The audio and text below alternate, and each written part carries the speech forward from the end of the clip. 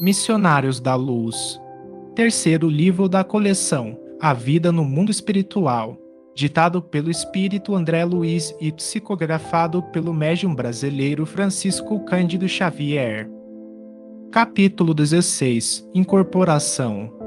Prosseguindo em meus estudos sobre os fenômenos mediúnicos de variada expressão, sempre que meus serviços habituais me permitiam, regressava à crosta, aprendendo e cooperando no grupo em que Alexandre funcionava na qualidade de orientador.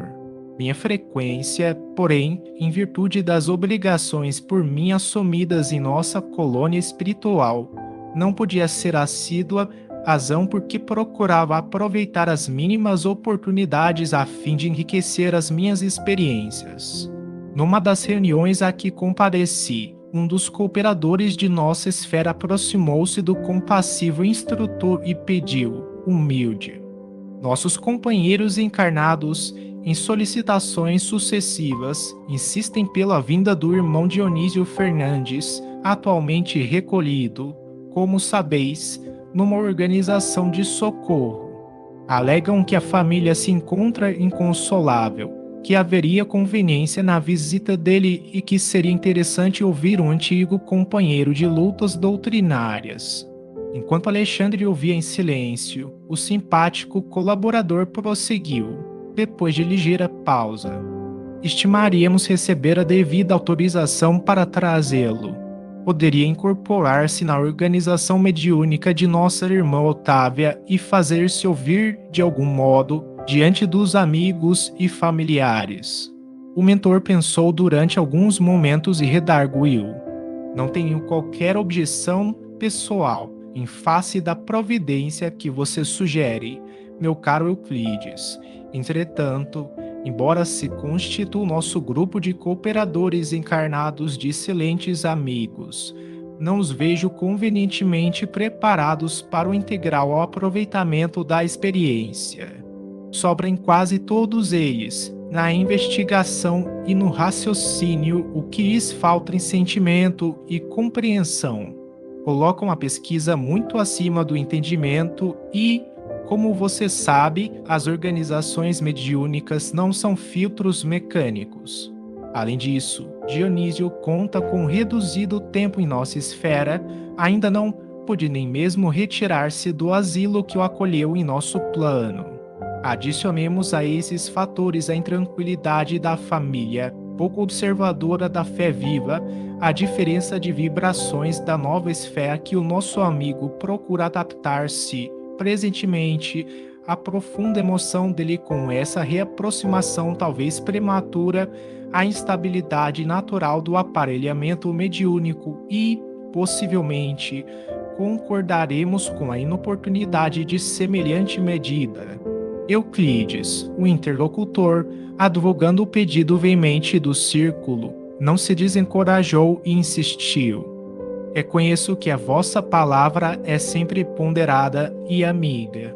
Concordo em que não alcançaremos o objetivo desejado. Todavia, reitero-vos a solicitação, ainda mesmo que o fato não ultrapasse a feição de simples experiência. É que existem irmãos esforçados aos quais muito devemos aqui, o trabalho do bem diário ao próximo sofredor, e sentiríamos felicidade em demonstrar isso testemunho do nosso reconhecimento e estima sincera. Alexandre sorriu com a generosidade que lhe era característica e observou: só possuo razões para endossar seus pedidos e, já que você insiste, na providência para atender aos companheiros que se sentem igualmente credores de sua confiança e estima, pode avisá-los de que Dionísio virá. Eu mesmo cuidarei de trazê-lo pessoalmente. E como Euclides agradecesse tocado de imensa alegria, Alexandre encerrou a conversação, acrescentando: faça a promessa para a noite de amanhã. É sempre mais fácil dar com alegria que receber com acerto.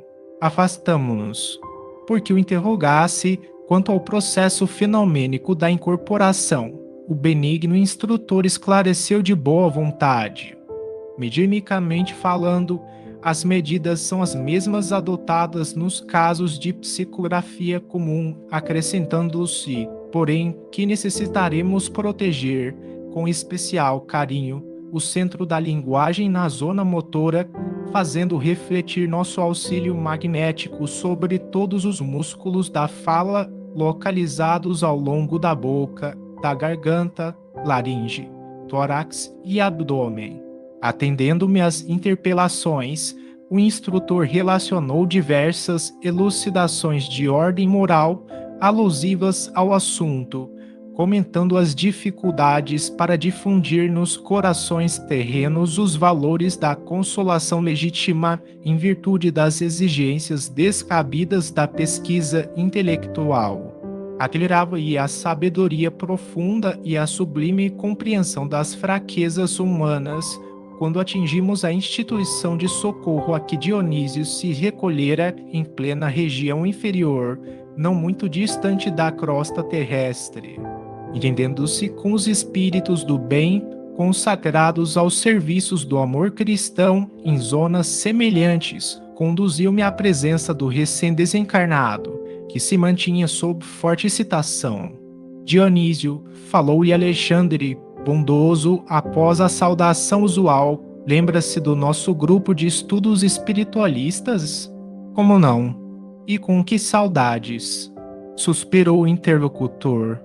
Nossos amigos do círculo pedem a sua presença, pelo menos por alguns minutos, prosseguiu o mentor gentil, e deliberei conduzi-lo até lá, para que você fale não somente a eles, mas também aos familiares.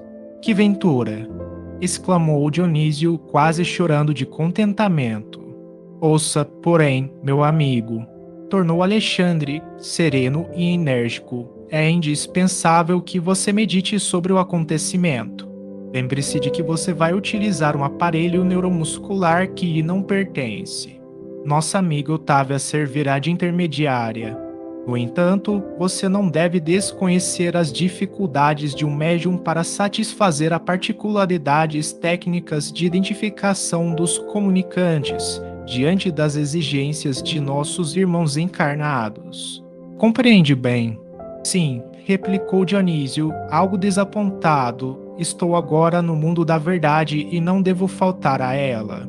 Recordo-me de que muitas vezes recebi as comunicações do plano invisível através de Otávia com muitas prevenções e, não raro, vacilei, acreditando a vítima de inúmeras mistificações. Alexandre, muito calmo, observou: pois bem, agora chegou a sua vez de experimentar. E se antigamente era tão fácil para você duvidar dos outros, desculpe a fraqueza dos nossos irmãos encarnados, caso agora duvidem de seu esforço.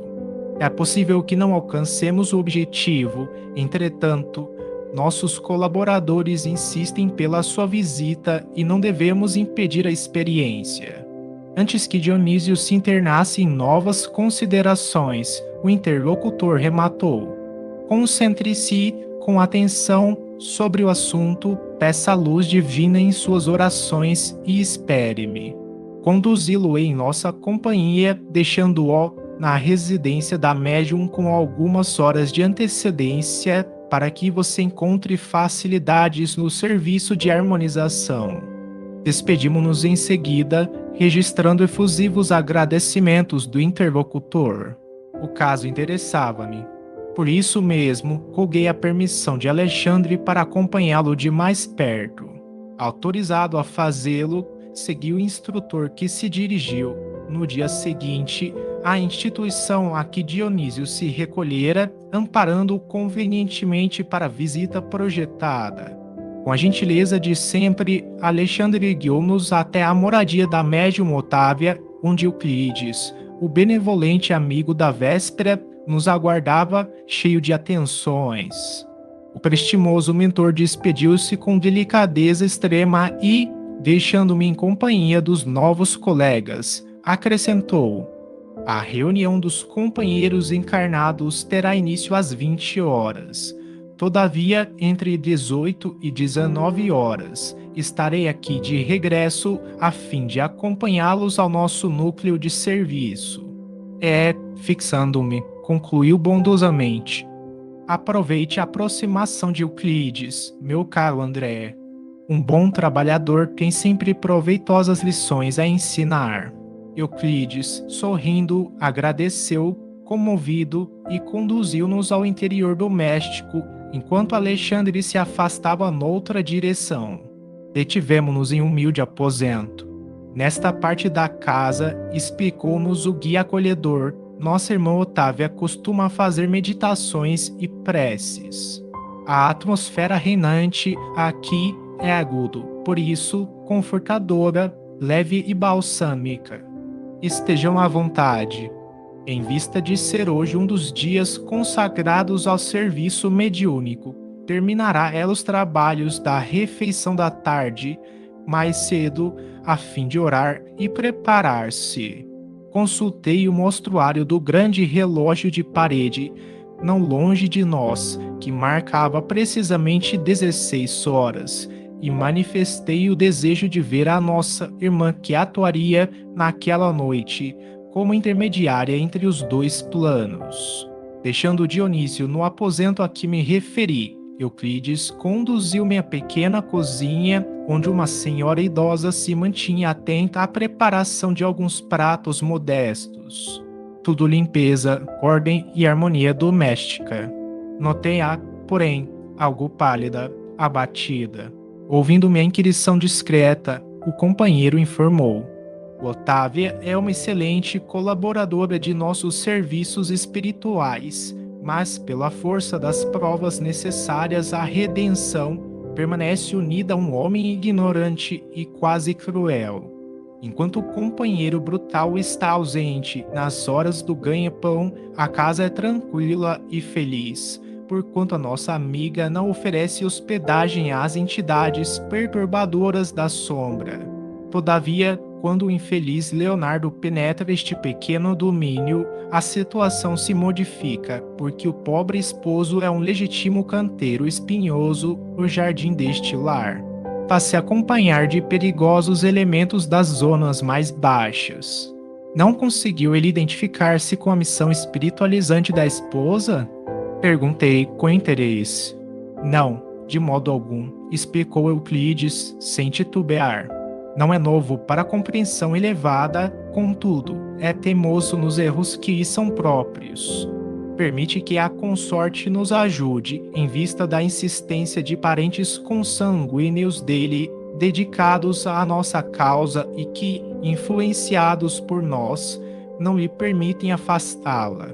A tarefa, porém, não é muito fácil, porque, se Otávia é dócil aos espíritos do bem, o esposo é obediente aos cultivadores do mal.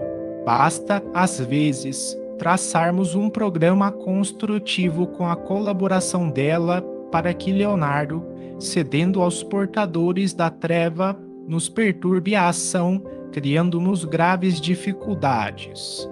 Percebendo que o abatimento da médium não me passava despercebido, Euclides acrescentou: Tão logo prometi ontem, alegremente, a vinda de Dionísio, desejoso de incentivar o bom ânimo dos amigos encarnados, contando com o concurso mediúnico de nossa irmã, piorou a situação psíquica do esposo imprevidente.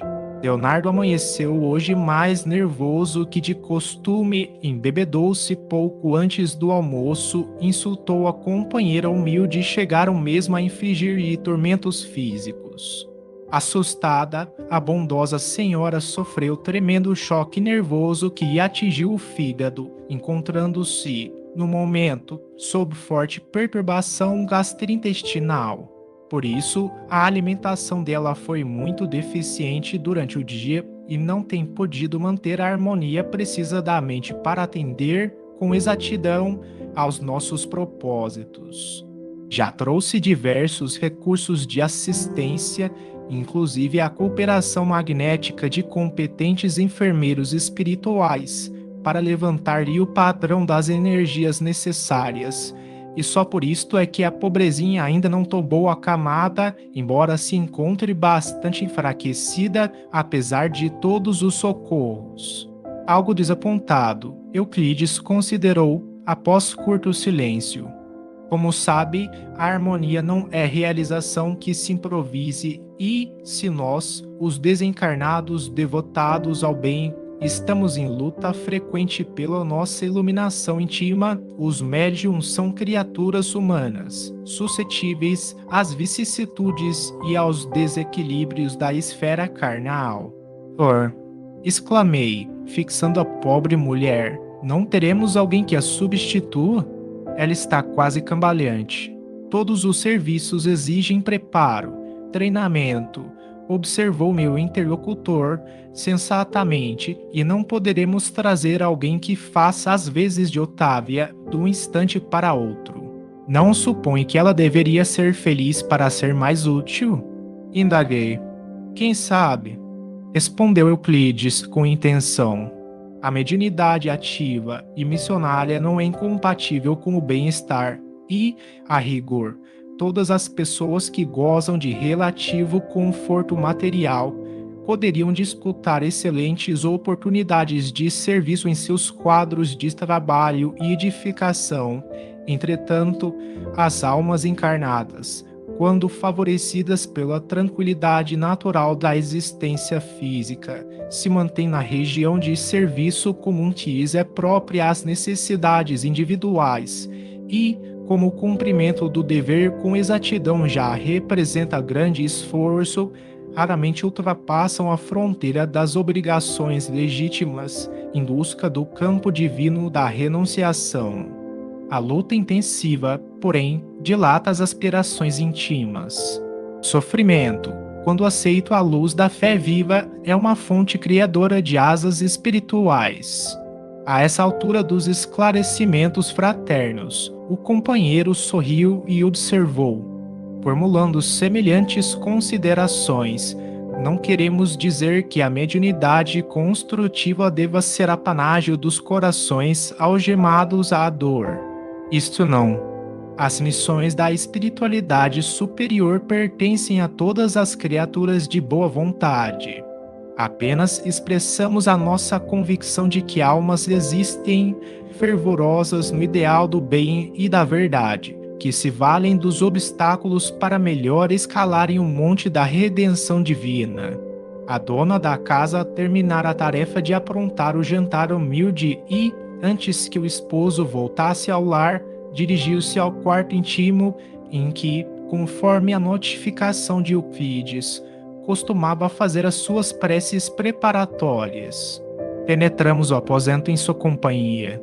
Euclides acomodou Dionísio ao lado dela e, enquanto a médium se concentrava em oração, o dedicado amigo aplicava-lhe passes magnéticos, fortalecendo os nervos das vísceras e ministrando, ao que percebi, vigorosas cotas de força, não somente às fibras nervosas, mas também às células guiais. Dona Otávia pedia a Jesus bastante energia para o cumprimento de sua tarefa, comovendo-nos a sua rogativa silenciosa, simples e sincera. Meditou na promessa que os amigos espirituais haviam levado a efeito, na véspera, relativamente à comunicação de Dionísio, recém-desencarnado. Procurava dispor-se ao concurso mediúnico eficiente, tentando isolar a mente das contrariedades de natureza material. Aos poucos, sob a influenciação de Euclides, formou-se um laço fluídico que ligou a médium ao próximo comunicante. O companheiro que preparava o trabalho recomendou ao amigo desencarnado falasse a Dona Otávia com todas as suas energias mentais, organizando o ambiente favorável para o serviço da noite. Dionísio começou a falar-lhe de suas necessidades espirituais, comentando a esperança de fazer-se sentir junto da família terrena e dos antigos colegas de aprendizado espiritualista, notando que a médium lhe registrava a presença e a linguagem em forma de figuração e lembrança aparentemente imaginárias, na esfera do pensamento. Observei com interesse a extensão da fronteira vibratória que nos separa dos espíritos encarnados, porquanto, em nos achando ali, em frente a uma organização mediúnica adestrada, precisávamos iniciar o trabalho de comunicação como quem estivesse muitíssimo distante, vencendo, devagarzinho, os círculos espessos de resistência. Longo tempo durou o singular diálogo, reconhecendo que, ao fim da interessante conversação prévia entre a médium e o comunicante, palestra essa que foi plenamente orientada pelo tato fraterno de Euclides. Em todas as minúcias, Dona Otávia parecia mais ambientada com o assunto, aderindo com clareza ao que Dionísio pretendia fazer. Tudo ia bem e não me cansava de admirar aquele inesperado serviço de preparação mediúnica, quando aconteceu alguma coisa muito grave. O dono da casa chegava, de volta, quebrando, de modo violento, a tranquilidade das vibrações em que nos mergulhávamos. Vociferando, logo à entrada, obrigou a esposa a levantar-se de súbito. O infortunado senhor semelhava-se a um brutamontes nas suas características de tirano doméstico. Algumas entidades galhofeiras e perversas constituíam-lhe o séquito. Dona Otávia serviu o jantar, fazendo prodígios no campo da paciência evangélica. Vinda a refeição muito simples, a que compareceu o esposo junto de 2 filhos maiores, a nobre senhora falou ao marido em particular: Leonardo, como você sabe, irei hoje à reunião, saindo antes das 8. Que? Exclamou o interlocutor, encharcado de vinho, a cofiar os bigodes grisalhos. A senhora hoje não pode sair. Nada de sessões. Hoje não. Impressionado com aquela atitude intempestiva, perguntei a Euclides, que seguia a cena, muito calmo. E agora? Já previa a ocorrência, redarguiu-me com manifesta tristeza no olhar e pedi a uma de nossas irmãs trouxesse até aqui uma tia do bulhento Leonardo, que intercederá a favor de nossos desejos. Não devem tardar. Trata-se de pessoa que se renderá sem esforço. Com efeito, enquanto Dona Otávia enxugava o pranto em silêncio, recompondo a mesa de refeições, ouviram-se palmas à porta. Leonardo foi atender e, em breves minutos, uma entidade desencarnada, muito simpática, penetrava o interior, acompanhando uma velha senhora de semblante acolhedor e risonho. A cooperadora de Euclides veio até nós, cumprimentando-nos, sorridente, profundamente surpreendido. Em face de tantos trabalhos para a organização de pequeno serviço consolador, fiz-me atento à conversação que se desdobrou entre os encarnados. Ainda bem que a luta do dia terminou, disse a respeitável matrona, dirigindo-se à médium, depois das primeiras saudações. Vim até aqui para irmos juntas. Otávia procurou esconder sua mágoa, sorriu com esforço e respondeu: Ora, minha boa Georgina, hoje não posso. Leonardo está indisposto e pretende recolher-se mais cedo. Já sei, observou a visitante com carinho nas palavras e severidade nas atitudes, fixando o chefe da casa. Você, Otávia, tem compromisso e não pode faltar. Em seguida, levantou-se, tocou os ombros do sobrinho, que se derramara no divã, e falou-lhe com franqueza: Meu filho, que você se regale em prazeres e adie a sua realização espiritual, por imprevidência e má vontade. Eu não posso impedir, mas advirto-o quanto aos deveres de sua mulher em nosso núcleo de iluminação, pedindo-lhe não se interponha entre ela e os desígnios superiores. Otávia é uma esposa exemplar, tem tolerado suas impertinências a vida inteira e já entregou ao seu espírito de pai 2 filhos maiores, rigorosamente educados na inteligência e no coração. Não impeça agora o serviço divino. poderia insurgir-me contra você, induzindo a resistir, mas prefiro avisá-lo de que a sua atuação contra o bem não ficará impune. Observei que as palavras da veneranda senhora eram emitidas conjuntamente com grandes jatos de energia magnética que envolviam Leonardo, obrigando-o a um melhor raciocínio. Ele meditou por alguns momentos e respondeu, vencido: Otávia poderá ir quando quiser, desde que seja em sua companhia. A matrona agradeceu, estimulando no estudo das questões da espiritualidade, e, quando se dispunham as duas senhoras a tomar o caminho do grupo de estudos, chegou Alexandre de volta a fim de acompanhar-nos por sua vez.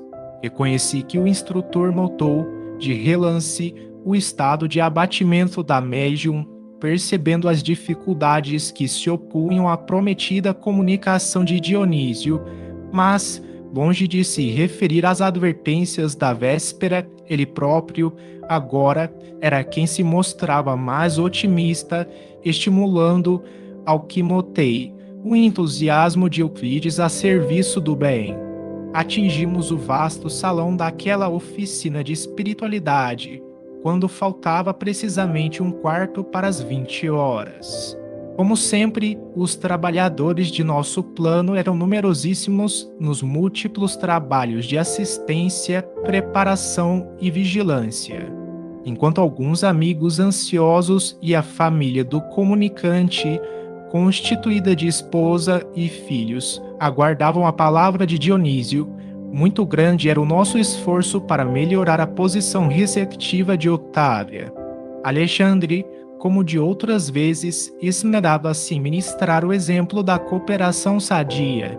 Determinou que alguns colaboradores dos nossos auxiliassem o sistema endocrínico, de maneira geral, e proporcionassem ao fígado melhores recursos para a normalização imediata de suas funções, estabelecendo-se determinado equilíbrio para o estômago e intestinos, em virtude das necessidades do momento, para que o aparelho mediúnico funcionasse com a possível harmonia. Às 20 horas, reunida a pequena assembleia dos irmãos encarnados, foi iniciado o serviço com a prece comovedora do companheiro que dirigia a casa. Valendo-se do concurso magnético que lhe fora oferecido, a médium sentia-se francamente mais forte. Mais uma vez, contemplava, admirado, o fenômeno luminoso da epífise e acompanhava o valioso trabalho de Alexandre na técnica de preparação mediúnica, reparando que ali o incansável instrutor se detinha mais cuidadosamente na tarefa de auxílio a todas as células do córtex cerebral, aos elementos do centro da linguagem e às peças e músculos do centro da fala. Terminada a oração e levado a efeito o equilíbrio vibratório do ambiente, com a cooperação de numerosos servidores de nosso plano, Otávia foi cuidadosamente afastada do veículo físico, em sentido parcial, aproximando-se de Dionísio, que também parcialmente começou a utilizar-se das possibilidades dela. Otávia mantinha-se a reduzida distância, mas com poderes para retomar o corpo a qualquer momento no impulso próprio, guardando relativa consciência do que estava ocorrendo, enquanto que Dionísio conseguia falar de si mesmo, mobilizando, no entanto, potências que não pertenciam e que deveria usar cuidadosamente, sob o controle direto da proprietária legítima e com a vigilância afetuosa de amigos e benfeitores, que fiscalizavam a expressão com o olhar, de modo a mantê-lo em boa posição de equilíbrio emotivo. Reconheci que o processo de incorporação comum era mais ou menos idêntico ao da enxertia da árvore frutífera. A planta estranha revela as suas características e oferece seus frutos particulares, mas a árvore enxertada não perde sua personalidade e prossegue operando em sua vitalidade própria. Ali também, Dionísio era um elemento que aderia às faculdades de Otávia, utilizando-as na produção de valores espirituais que eram característicos, mas naturalmente subordinado a médium, sem cujo crescimento mental, fortaleza e receptividade não poderia um comunicante revelar os caracteres de si mesmo perante os assistentes. Por isso mesmo, logicamente, não era possível isolar por completo a influenciação de Otávia vigilante. A casa física era seu templo que urgia defender contra qualquer expressão desequilibrante e nenhum de nós, os desencarnados presentes, tinha o direito de exigir maior afastamento, porquanto lhe competia guardar as suas potências fisiológicas e preservá-las contra o mal perto de nós outros ou à distância de nossa assistência afetiva. A nossa atmosfera de harmonia, porém, não conseguia sossegar a perturbadora expectativa dos companheiros encarnados.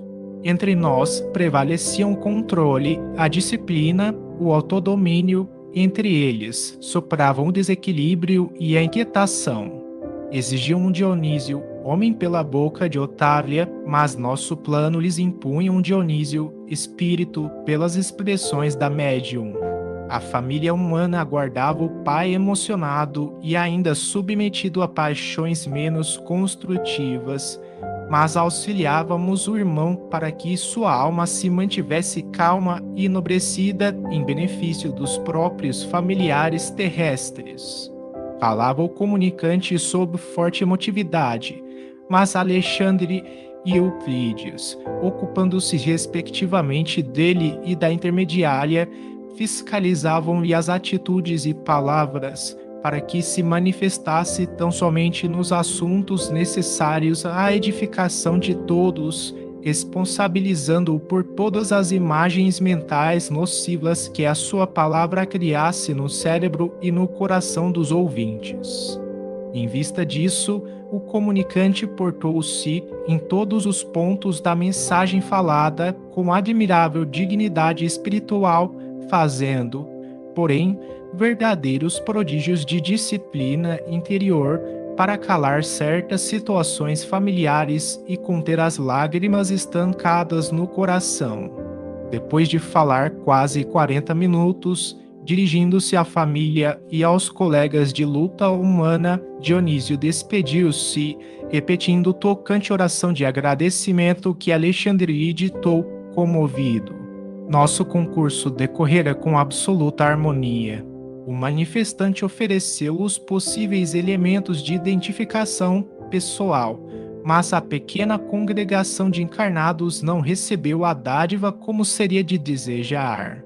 Interrompida a concentração mental com o encerramento, iniciaram-se as apreciações, verificando-se que 4/5 dos assistentes não aceitavam a veracidade da manifestação. Somente a esposa de Dionísio e alguns raros amigos sentiram-lhe efetivamente a palavra viva e vibrante. Os próprios filhos internaram-se pela região da dúvida e da negativa. Interpelado por um dos companheiros, expressou-se o mais velho. Impossível. Não pode ser meu pai. Se fosse ele o comunicante, teria naturalmente comentado nossa difícil situação em família. Outro dos filhos de Dionísio ajuntou, levianamente. Não acredito em semelhante manifestação. Se fosse o papai, teria respondido às minhas interrogações íntimas. Será que no outro mundo os pais não mais se recordam do carinho devido aos filhos? No grupo em palestra, formado num dos recantos da sala, começou a insinuação maledicente. Apenas a viúva e mais 3 irmãos de ideal se mantinham juntos da médium, incentivando-lhe o espírito de serviço através de palavras e pensamentos de compreensão e alegria. No agrupamento, onde os filhos externavam ingratas impressões, um amigo, tocado de cientificismo, afirmava, solene: não podemos aceitar a pretensa incorporação de Dionísio. Otávia conhece todos os pormenores de sua vida passada, Permanece quase que diariamente em contato com a família e o espírito comunicante não revelou particularidade alguma pela qual pudesse ser identificado. E depois de lançar a cinza do cigarro em pequenino vaso próximo, acrescentava, mordaz: o problema da mediunidade é questão muito grave na doutrina. O animismo é uma erva daninha em toda parte. Nosso intercâmbio com o plano invisível está repleto de lamentáveis enganos.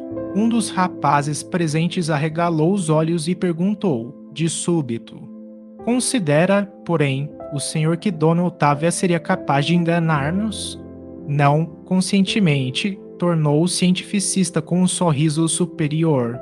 Entretanto, inconscientemente, sim. A maioria dos médiums é vítima dos próprios desvairamentos emotivos.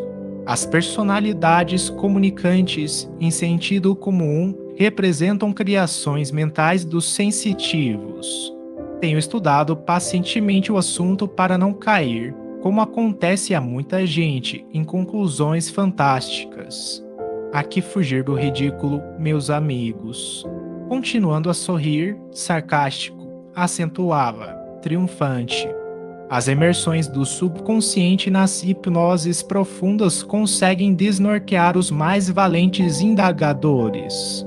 E, como se as palavras difíceis e as referências preciosas representassem a derradeira solução do assunto, prosseguia, enfático: a fim de corrigir os desbordamentos da imaginação, o espiritismo criou-se a metapsíquica para dirigir as nossas pesquisas intelectuais, e não podemos esquecer que o próprio Richer morreu duvidando. Não me bastaram dezenas de anos consecutivos no estudo sistemático dos fenômenos. As próprias materializações não lhe asseguraram a certeza da sobrevivência. Portanto, a reduzida assembleia escutava-lhe a palavra importante, como se ouvisse um oráculo infalível. Noutro recanto do salão, comentava-se o mesmo assunto discretamente. Não acredito na veracidade da manifestação, afirmava, em voz baixa, uma senhora relativamente moça, dirigindo-se ao marido e às amigas. Afinal de contas, a comunicação primou pela banalidade. Nada de novo. Para mim, as palavras de Otávia procedem dela mesma. Não senti qualquer sinal concludente com respeito à possível presença do nosso velho amigo. Seria muito desinteressante a esfera dos desencarnados, se apenas proporcionasse aos que nos precedem as frivolidades que o suposto Dionísio nos trouxe. Talvez tenha havido alguma perturbação, disse o esposo da mesma senhora. Não nos achamos livres dos mistificadores do plano invisível. O grupo abafava o riso franco. Nunca experimentei tanta decepção como nesses instantes em que examinava o processo de incorporação mediúnica. Ninguém ali ponderava as dificuldades com que Euclides, o bom cooperador espiritual, fora defrontado para trazer à casa o conforto daquela noite. Ninguém ponderava sobre a luta que o acontecimento representava para a própria médium, interessada em servir com amor na causa do bem. Os companheiros encarnados sentiam-se absolutamente credores de tudo. Os benfeitores espirituais, na apreciação dos presentes, não passariam de meros servidores dos seus caprichos, a voltarem do além-túmulo tão somente para atender-lhes ao gosto de novidades. Com raríssimas exceções, ninguém pensou em consolo, em edificação, em aproveitamento da experiência obtida. Ao invés do agradecimento, da observação edificante, cultivava-se a desconfiança e a maledicência. Alexandre percebeu que Euclides acompanhava a cena com justificado desapontamento, agravado pelas advertências da véspera, mas, praticando seu culto de amor e gentileza, o instrutor recomendou-lhe o afastamento, confiando-lhe aos cuidados a entidade comunicante, que deveria regressar, sem perda de tempo, ao lugar de origem. O instrutor acercou-se de mim, compreendeu meu espanto e falou: Não se admire, André. Nossos irmãos encarnados padecem complicadas limitações. Mostrou a fisionomia confiante e sorridente e acentuou. Além disto, como você observa, a maioria tem o cérebro hipertrofiado e o coração reduzido. Nossos amigos da crosta, comumente, criticam em demasia e sentem muito pouco, estimam a compreensão alheia, todavia, raramente se dispõem a compreender os outros. Mas o trabalho é uma concessão do Senhor e devemos confiar na providência do Pai, trabalhando sempre para o melhor. Em seguida, fez algumas recomendações a alguns amigos que ficariam na tenda de realização espiritual e falou: Vamos. Ao nos afastarmos, rente à porta um cavalheiro dizia ao diretor dos serviços: Todos nós temos o direito de duvidar. Não ouvi a resposta do interlocutor encarnado, mas Alexandre considerou, com a expressão fisionômica de um pai otimista e bondoso: quase todas as pessoas terrestres que se valem de nossa cooperação se sentem no direito de duvidar. É muito raro surgir um companheiro que se sinta com o dever de ajudar.